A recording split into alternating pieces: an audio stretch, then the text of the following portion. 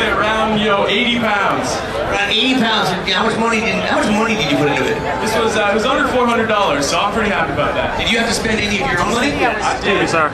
Great. Anything you want to say to the thousands of fans out there? I just want to say thank you to the Wagners for letting us build this in your backyard. It means so much. And everyone, let's get pumped up for this!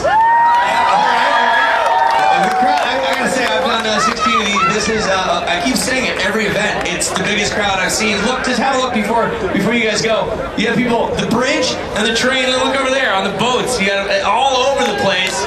Yeah, all you folks in the boats, thanks for coming out. The most boats we've seen here, even including 4th of July. So, on behalf of the organizers of this great event, you guys are part of history today. This is the biggest crowd they've had out here for any event. So, we're waiting for the water to be clear.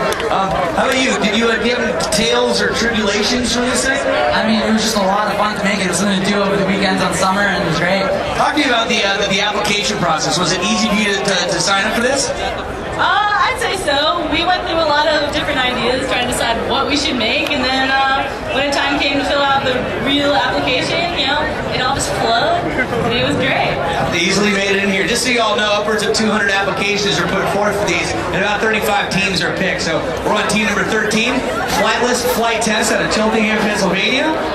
Cole will be piloting it here, and we're going to make sure the water is clear with Paul Gruber on the tail end there. To make sure everything's out of the way for the next craft.